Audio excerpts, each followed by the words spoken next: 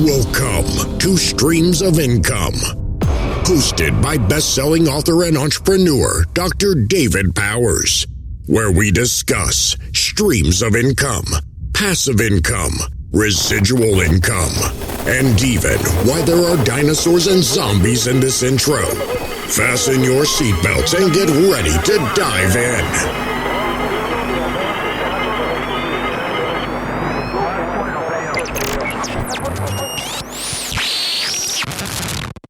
Hello, everybody. Welcome to the Streams of Income podcast. Thank you so much for tuning in. I'm glad you're here.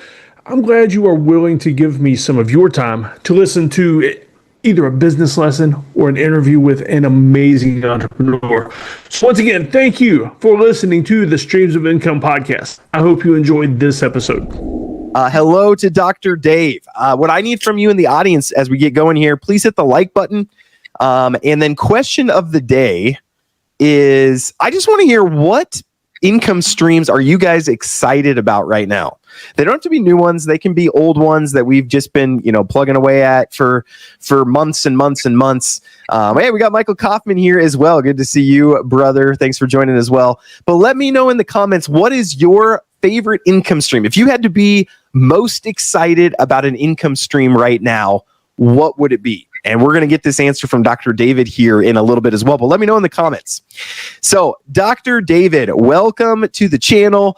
You and me talk a lot, but you don't talk with my audience that much. So, I wanted to bring you on and just kind of talk through what you got going on. So, let's start with introductions. Can you give us a little blurb about yourself and tell us a little bit of your story? Yeah, absolutely. I'm in my 40s. I won't say how far into the 40s, but basically since I was 17, I've been in occupations where people shot at me. And, fresh out of high school, that's the way it was. And so now I'm really enjoying the passive income streams where it's a little safer. Not completely, but a little bit. Yeah, just a little bit, right? We get some fire from time to time here as well. So can you tell us a little bit about your story? Again, I like to bring people on the channel and just hear stories about people and how they got to where they're at. So I'm going to leave it up to you just to kind of tell as little or as much as you would like to. But tell us a little bit about your story, how you got into passive income. Tell us a little about that. Okay, yeah. Basically, I've come from a long line of entrepreneurs, and so never wanted somebody else telling me what to do. That's why I joined the Marines, right? And so I went there and had somebody telling me every minute what to do. And so I was excited to get out of the military after about 20 years between military and federal service, and went back to school, got my doctorate in counseling. And so I have a doctorate in counseling. I like to tell people I went from fixing bodies to messing with people's minds. And so now the passive income streams, though, what really put me on that path, I've got 5 kids, and I enjoy spending time with the kids. Every day at the end of the day, I do my gratitude journal, and almost every single time it's something I did with the kids, whether it was wrestling in the basement and putting the beat down on one of them, even my daughter, or just going outside and throwing football or hiking in the woods, playing with snakes, whatever. And so I want more time with the kids. That's what I want the most. Okay. Can I ask you, was it hard for you to make the jump? Do you have a 9-to-5 right now, or are you doing completely other stuff, or what are you doing right now? Yeah, I'm completely me. Contracts, all the passive income streams, doing a lot of stuff behind the scenes over at PI at Passive Income Engines. And so it all keeps me busy enough. I don't need a boss. Okay, absolutely. So can you tell us a little bit about that jump? I think that's a jump a lot of people have a hard time making, is from normal person to a passive income person where you don't have this paycheck coming in. It's a very different way of living. But can you tell us a little bit about, was that a difficult jump for you? How did your wife and your kids respond? Or tell us a little bit about that transition there.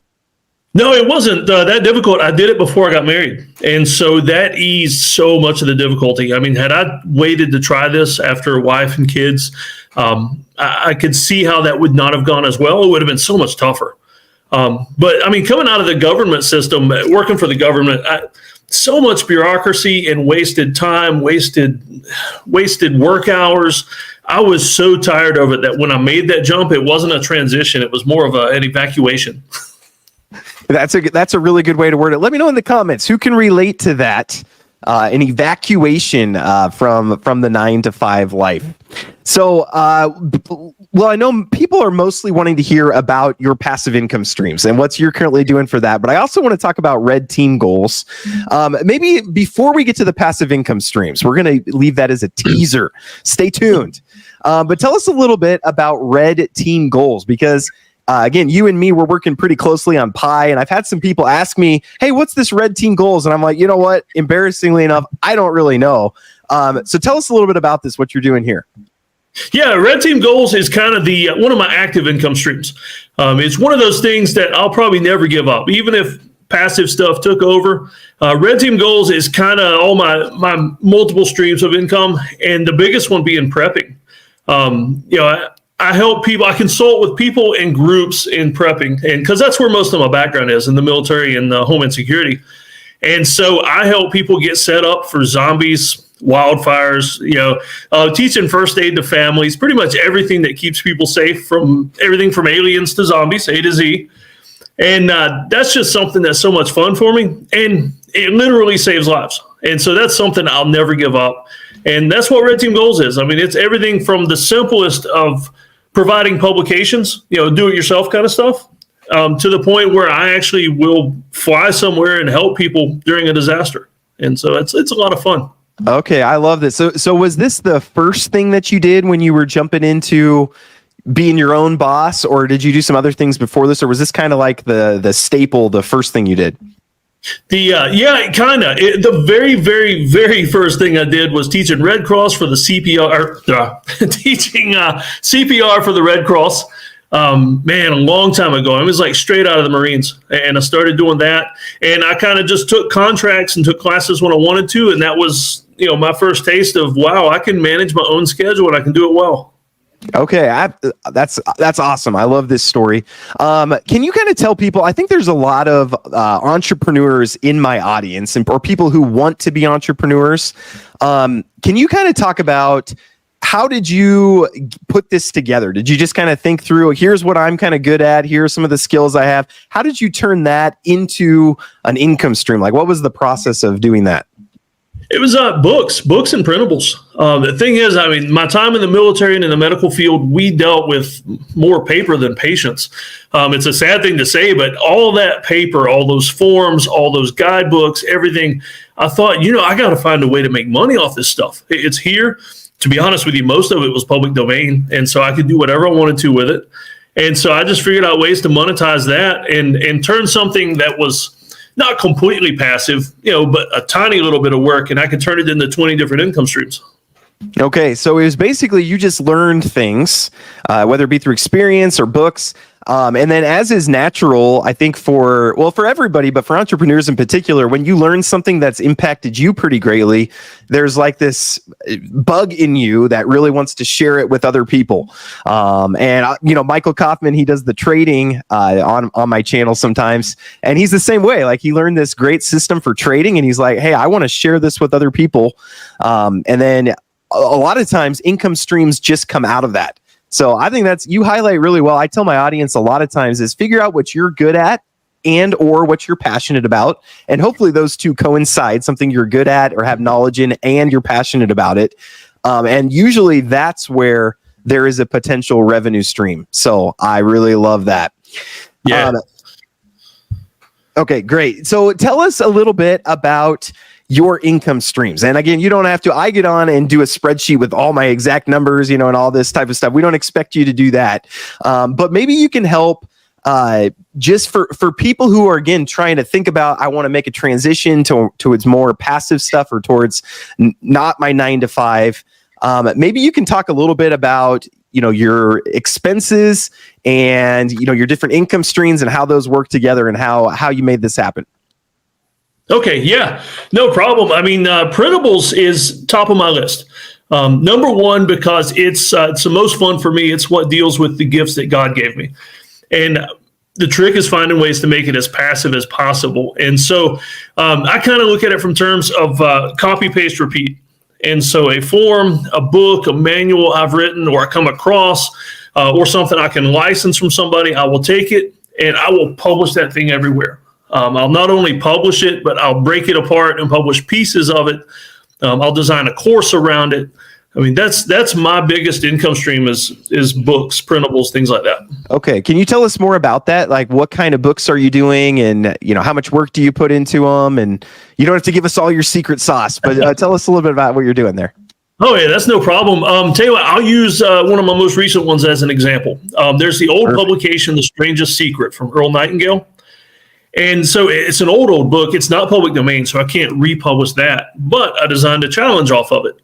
I've been listening to it every day. It's a 30-minute recording. And so, of course, not above my Bible reading and everything, but in addition to. And so it's all positive thinking stuff. And so I designed a challenge. I wrote up a workbook. Here's ways you can maximize listening to this thing. And so it took me, I don't know, a couple of evenings after the kids go to bed, after my wife goes to bed, I turn on the zombie movies and I work. And that's when my most creative stuff comes out. It's something about zombie movies and no kids awake, and I can knock it out in a few hours. And so now that thing is published in, I don't know, probably 15 different formats in 20 different places. And so a little bit of work up front, let's say 4 hours total, on a publication that's not even mine. Mine is like a reference to that. And so now I just sit back and make the money. Okay, I love that. So you took a popular book that's out there, and then you didn't steal the book, but you created a challenge that's kind of a workbook then that's based on the content that's in that book? Yeah.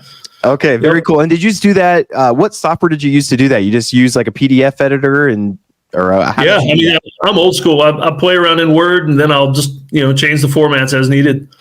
Okay, very cool. So that's not a ton of work just to put some questions. You didn't have to write the whole book. And then when you go to publish it, are you using Kindle Direct Publishing, or what different publishing methods are you using to get that out there? Yeah, I mean, I go on KDP, Kindle Direct Publishing, and from there, it's easy to do it. Kindle, paperback, hardback. I mean, the Amazon hardbacks are pretty amazing. Those are big sellers. And but here's the trick to really make some big money for little work is I will get on my Shopify store and I will offer the binder edition. And so basically it's a 3-ring binder edition. I'll print the book out, put it in there. I'll add some bonuses in with it, but it ups the value because it's a personal touch. And like my friend Dan Miller always said, it's got some weight to it. I mean, you could drop it on the desk and it makes noise. The more noise it makes, the more valuable it is. And so I'll do the binder edition, and that sucker's $99.99, from what would be a $24 hardback on Amazon. Okay, very cool. And have you done several of these, workbooks or challenge books kind of like this? Yeah. Oh, yeah. Yeah. Okay. I've done a lot of journals like that. My best-selling book on Amazon is a reference guide to a famous prepper book that was written years and years ago called Patriots by J. Wesley Rawls. And all I did was I read the book. I enjoyed it because it's what I did for a living. And I took all the tips and the gear and everything this guy talked about in this fiction book. I wrote a reference guide. Basically, I included links to all the gear, stuff like that. And that's been my bestseller. And so I don't even touch it anymore. I wrote that book probably 5-6 years ago, and it still sells. That's crazy. And that is one of the things I love about, really these aren't really digital products, but they kind of are the way that you're doing them. But they end up being evergreen a lot of times. Like you put it out there, and I have a training course that I built in 2018. So that's been 5 years ago. And I saw a sale creep in the other day where it's like, where did this $97 come from? I'm like, oh yeah, that training course I built a lot of time ago. So I love that. So how many books in all would you say that you have kind of written this way?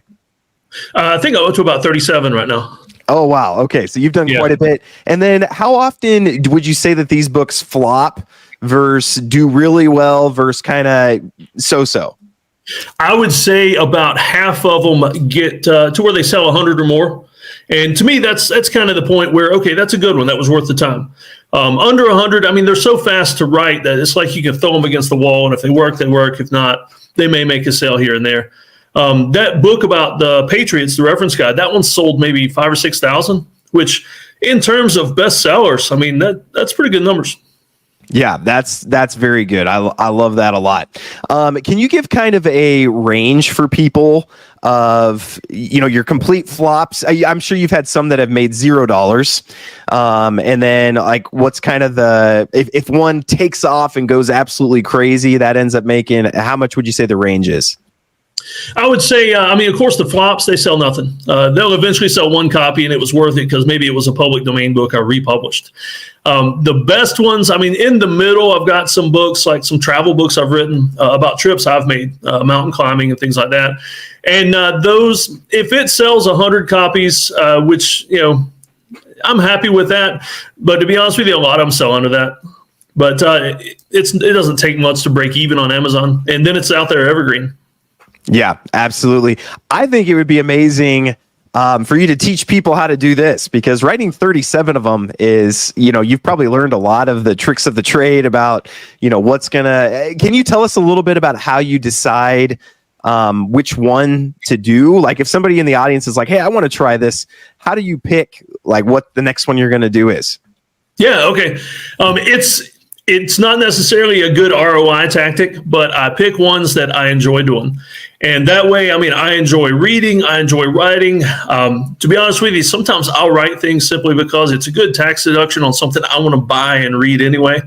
And so it goes into that. And so like my travel books, I journal a lot, and I was doing the Strangest Secret Challenge. I read prepper books. It's an easy one for me to just slide those right on in. And to be perfectly honest with you, the passion projects have sold more. I've got a farm here right now. We bought a 5-acre farm, and I wrote a book about victory gardens. The old victory gardens from the 40s.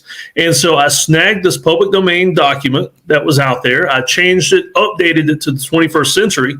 And it's all stuff I'm doing here on the farm anyway. And so I had to read it anyway. I'm doing the work. And so why not just write a book? And that one's selling maybe 20 or 30 copies a month. And so that's not bad. Okay. Yeah, no, that's amazing. And again, if you get 37 of these, even if it makes, $10 a day, $20 a day or whatever, you get enough of those, that can be a pretty significant side piece there. Michael Coppin says, host a workshop and I'll be there. Yeah. Is this, I should probably know this. I'll ask like I already know the answer to this, but is this something that you teach people in Passive Income Engines how to do? It is. Yeah. I've got videos on there about how to do this on multiple platforms, actually. Okay. Because Amazon's not the only one. Okay, I think we should have you back at some point just to walk people through, like maybe even help them live and people can ask questions as they're going, but like get your first book published on Kindle KDP. Yeah. No, that would be fun. Okay, awesome. Let's do that. See, I'm glad we did this because this is one thing I am not good at that. I've done one video on like making journals on KDP, and I made a journal. I think I sold 7 of them. So, that's not terrible, but it's kind of a flop. But again, I didn't put hardly any work into it. I use this software called BookBolt. I don't know if you're familiar with that, but it basically lets you create journals really easily. So stay tuned, audience. We will get Dr. David back on for a KDP workshop here sometime. That'd be amazing. So you got these Amazon Kindle books. What else do you have income stream wise that is contributing to you pretty greatly? Okay, so my most passive project is the NFT projects within passive income streams. That's because I was actually looking at all my income and it's like, that's a little bit passive. That's not passive. But this one, though, with the NFTs, you buy an NFT, somebody else is investing the money. You can't do better than that. Yeah, absolutely. Can you tell us a little bit about the food truck NFT? Can you tell us a little bit about the different NFTs that are available in passive income engines? Oh, yeah. And the guy that's managing the project, he's been really fast to pivot because, the DeFi space, it's like if you wake up and your money's still there, it's good. But don't plan on it being there. So if you're getting in the DeFi space, I have fun with it, though. So I use play money there. And so he's invested some of these NFT projects into Street Vendor Wars, which version 1 went down. There's supposed to be a version 2 coming up. He had some invested in the War and Finance project, which that's gone down. But he keeps pivoting, and now he's got a bunch of it in yield farms. And so I'm actually making steady return on investment with those NFTs. And all I had to do was buy it. The artwork's pretty. So there you go. Yeah, that's the most passive you can do. And yeah, yield farming. is kind of a perpetually, a lot of people, that's where they end up at, because that's a real revenue stream that it probably isn't going anywhere. So amazing. So you got these KDP books, and then you have the work you're doing at Passive Income Engines, and then you have these NFTs. Is that enough for you for your budget, or do you have other things that you're doing as well? No, I made a top 5 list. I mean, I've got. Oh, wow. Okay. I've got probably 30 or 40 streams of income that pay, good money to pennies. But my top 5, so we covered printables and NFT projects, fractional real estate. I'm actually enjoying that one. And we're talking websites like Lofty, Fundrise, things like that. The returns aren't huge, but for the way I look at it, it's very safe and the returns are there. And so I've enjoyed that. I like looking at the real estate. I'll tell you a secret here, just for everyone here, since this is public and everything, but I like getting on Lofty and finding the rentals that are Airbnb superhosts. That's kind of been my strategy so far. And so, not financial advice. If all those flake on you, then I didn't tell you to do it, but that's just my personal strategy.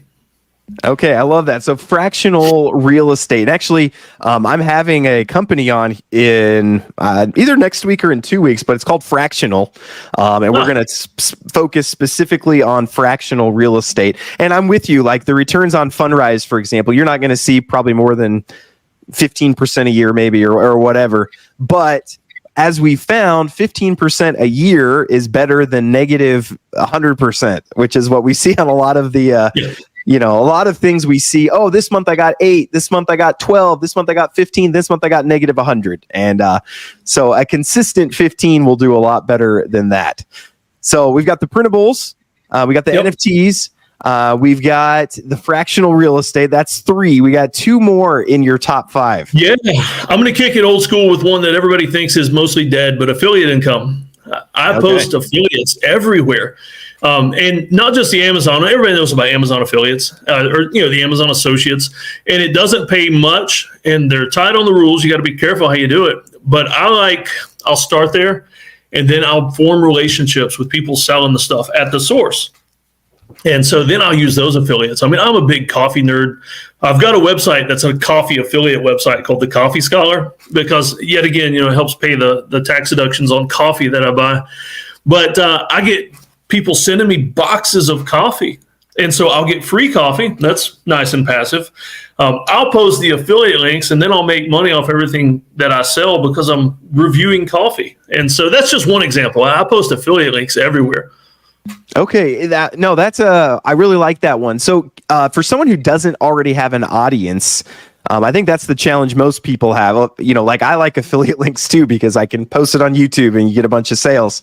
But for somebody who doesn't have an audience of any kind, you mentioned like you started a coffee website. But what do you kind of do to get that affiliate link out there when you don't have an audience? I just build the audience. I mean, I started out with nothing, and so I just slowly building the audience. I'm not as big as yours yet, but here I am speaking to your audience. So, I mean, that's how I do it.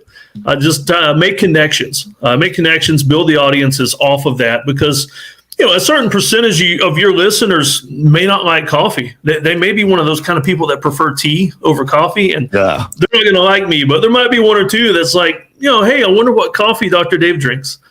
And so, I don't have a big audience, but it works for me, and it's going to get bigger. Yeah, absolutely. And like you said, getting on things like this, it's one thing I've really appreciated. I don't know if Pocket Aces is here, but he's my community manager.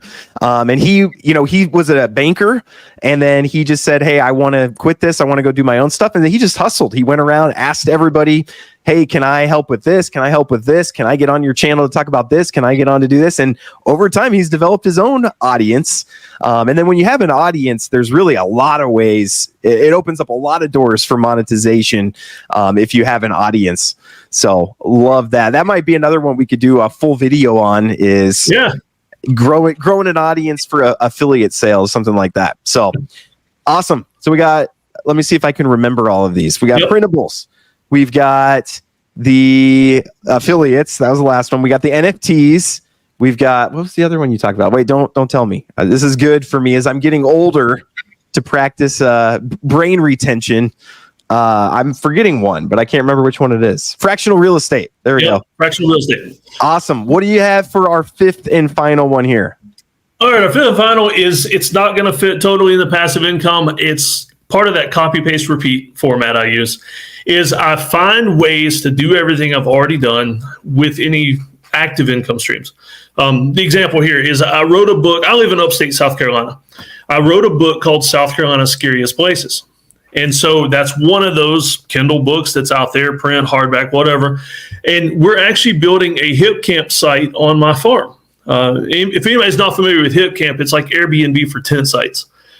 And so what I'm doing is, we're in my basement right now, and right over there is my bedroom, and a guy was murdered right over there before I moved in. And so I've got this whole haunted vibe going on here on my farm. And so not only am I going to niche my hip campsite by doing a haunted thing, and I'll take people out in the woods and scare them half to death just for the fun of it, and they'll pay more for it. But they'll get links to all my books and everything when they register. And so the copy, paste, repeat is sometimes just finding very small, almost passive ways to make money off all the other stuff. Okay, I love it. Dave, one of the things I love about you, well, first off, I didn't realize that you were actually Dr. I thought that was just a nickname. So that's one big takeaway from this is Dr. David is not just a nickname. That is a title. Love that. But how do you, what advice would you give to someone who wants to be an entrepreneur, but is not yet thinking like an entrepreneur? Because one of the things I love about you is you're always thinking like an entrepreneur. Like, how can I turn this into an income stream? How can I provide more value from this? How can I take this one thing I did and spread it out to 10 different income streams? So what advice would you give somebody who doesn't think that way naturally to try and help them get started on their entrepreneurial journey? Yeah, I'll tell you one quick tip is be curious. And that's so general. Let me explain a little bit. It's whatever you do for work. I mean, whether you work at a bank or a restaurant or something, look around you and look and see what people are doing wrong or what could be done a little bit better. And that's an income stream right there for somebody. I mean, you take everything like DoorDash. I mean, DoorDash came about because other things weren't working perfect. Uber was the same way. I mean, greasy, grimy taxis, and you always wondered if it was a real taxi driver or if they were going to kill you or something. And now you've got Ubers where you can see where it's at on the map.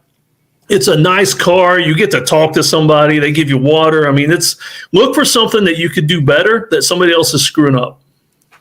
Okay. Yep. I love that. Just look around for problems. That's I actually, when I was earlier in my entrepreneurial journey, I started a habit that I did it for like 2 years, and I probably should keep doing it. But basically every day I came up with 10 problems in the world, and then I tried to come up with a business to solve that problem.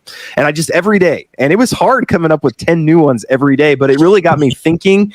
Like, I'd look around and just, hey, what are some problems that there are in life? They could be my own problem or just a problem I see. And even if I don't have a solution right away, I'd start by just writing down the problems, which is exactly what you said. Is it's like, I don't like waiting when I'm at a restaurant, and it's like, okay, well, what would be some potential solutions to that?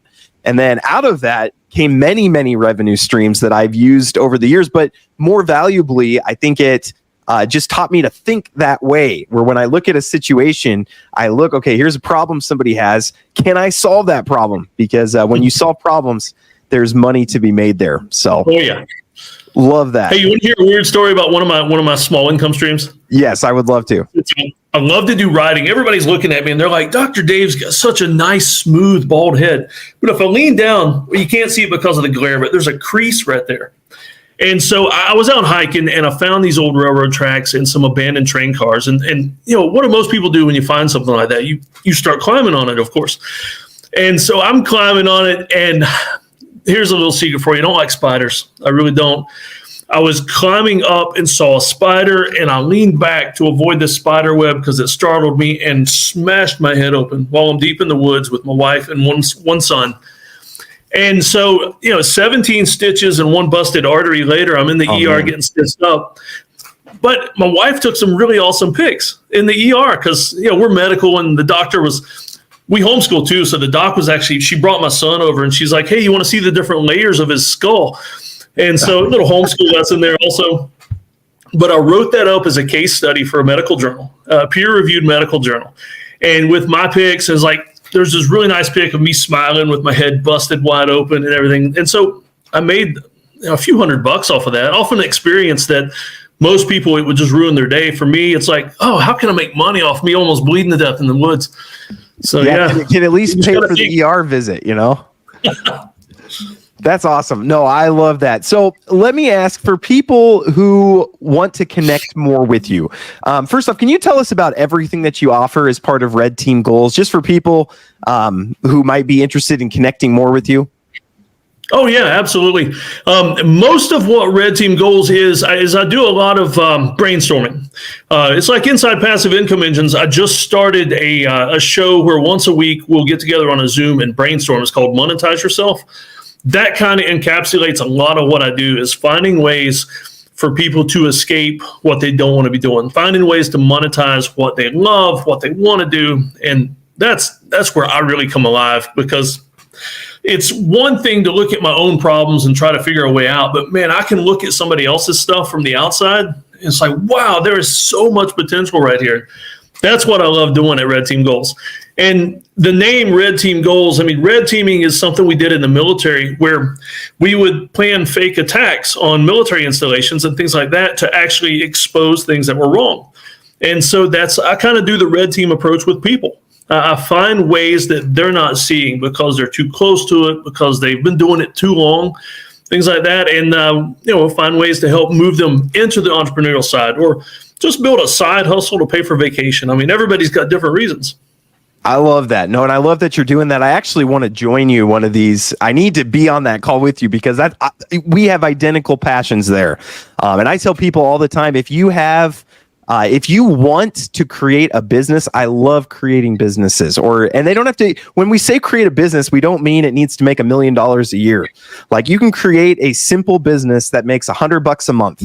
And like one of these Kindle direct publishing books, you might put in 4 hours one night, you make $100 a month off of it. And it's like, that's a small business. And, you do that enough times with enough different things, and you realize too, it takes away a lot of the fear of you being your own boss, because I can create 1 million businesses. There's so many. I have so many LLCs. I can't even keep track of all of them. And so I love that you're doing that. So maybe we'll close here with Passive Income Engine. So if you guys are wanting to really get connected with David, he has a lot of stuff about the Kindle Direct Publishing in there, a video of how to get started, get you going yourself. There he is right there, the man, the myth, the legend. That's a good picture of you too. It's a lot better than my picture. I look like I got a fly in my mouth. Am I wearing the same shirt too? No, it's different. It's still red, but different shirt. But hop in Passive Income Engines. You can watch Dr. Dave where he talks about that. And then this Monetize Yourself. How often do you do that? Once a week, and I rotate days and times. That way everybody gets a chance to come in there. Okay. And that's completely free for people that are in Passive Income Engines. You can hop on this call. You just talk about what you're interested in, what's going on in life. And Dr. David, the way his brain works, he just says, oh, I see 17 potential revenue streams. And then he starts telling you, hey, you could make money doing this. You could make money doing this. Dr. Dave, you'll appreciate this. I had someone warn me the other day, you are ruining my hobby, is what somebody told me, because she had a bunch of jumping spiders, and I found out that these jumping spiders lay 50 eggs, and the spiders sell for $50 a piece. And so I was like, you got to sell these jumping spiders as they hatch. She's like, well, it's just a side, it's just a hobby, something I do for fun. And I was like, get a fear of spiders for that kind of money. Yeah, exactly. And I was now I'm thinking there's a book in there, how to sell jumping spiders. Oh, see, hey, me and you, we got to chat more often on some of this stuff. So, and I'll let you know if the jumping spider business becomes a reality. Then I told her, I was like, you should create some jumping spider NFTs where you keep them, but you let people see them anytime, and they own them, and all sorts of ideas there. So if you guys are wanting to connect more with Dr. David, I'll leave a link to his website here, Red Team Goals, as you can learn a little bit more about him. But then hop into Passive Income Engines. I mean, it's amazing just that we get access to somebody like Dr. David for free. And honestly, it's $1 for your first 30 days. So you could go to 4 of the monetize yourself with just paying $1. So that's a pretty good deal. Highly recommend that. So awesome. Well, I think I'm going to go and let you go. My throat is about done for. Thank you for doing most of the talking here, Dr. David. But do you have any final words of wisdom, inspiration before we let you go? Yeah, just a quick one. Take something from everything you do, even if you hate it. Y'all can see the other side, but there's a screwdriver back there in a frame. And everybody asked me, why do you have a screwdriver framed on your wall? And somebody tried to stab me with that one night on the ambulance. And so I thought it was something neat to keep because, the worst part of being on an ambulance is people trying to kill you. And so take something from everything you do, even if it's a bad thing, because it creates a memory and potentially an income stream. There you go. No, that's awesome. I love that. Yeah. And especially, a lot of us here, we've had losses in investments or in whatever, in life. Life is full of disappointments and failures and all these things. But like you said, you have to take what you can from all of those, the lessons that you learn. A lot of the lessons that you learn from failures are lessons you could not learn through success, because it takes the pain of the failure for the lesson to actually hit home. I've noticed this a lot with my kids. Like I tell them, hey, we have this balcony area, and I say, don't climb up there, you're going to get hurt. And they keep doing it. Don't climb up there, you're going to get hurt. One day they fall, get a little hurt, and now they're more careful. And it's like, I told you that time and time again, but it took them actually failing, going through that pain. So definitely love that. Hey, you know what? If I ever visit you, I'm going to make sure you're out and your wife gives me permission. We're going to build a rock climbing wall to go up to the balcony. Oh, I would love, my kids would. We used to have a rope swing hanging from one of our balconies, but then it broke, and actually my daughter got a concussion from it. So maybe I shouldn't mention that. That might be a bad parenting. You guys might. As long as she doesn't have a crease in her head. No, nothing that bad. And kids are so resilient. Like she's fine. So awesome. Well, hey, this has been great, Dr. David. I think we'll see more of you. I'd love to bring you back on, especially the KDP stuff. I think that's something. One of the things I love about the Kindle Direct Publishing is it's something anyone can do. You don't need starting capital. You don't really need any skills. You don't anyone. If you're wanting to make more money, anyone can start on that today. And you could have something out this evening, honestly. So again, I get people a lot of times that tell me, hey, I don't know what to do. I don't have any skills. I don't have any capital to get started. Kindle Direct Publishing, I think, is a great way to go. So, and again, you can learn more about that in Passive Income Engines. So we'll let you go. Audience, you guys are amazing. Go check out Dr. David. Good to see all of you, Dane and Funny Turo and RX Rob. I can't shout out everybody, but I appreciate seeing you guys in the chat even. It's just amazing to have this community here. And Dr. David, thank you for sharing some of your expertise with us. And we look forward to having you back here soon. All right, sounds good. Awesome. Take care, everybody. Have a great rest of your day. Oh, I know. I promised that was the end.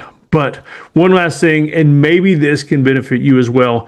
If you have any suggestions for someone you'd like to see on the podcast, feel free to send me their information or just their name. And if I like the idea, I'll try to look them up myself. But any suggestions, no matter how crazy, no matter how, well, especially if it's cool, well, crazy also, just send me your suggestions. And also, if you want to be on the podcast, get in touch with me. My email, all my contact info is in the show notes. Also, if you don't want to look at the show notes or you're in your car, maybe you shouldn't look at the show notes while you're driving.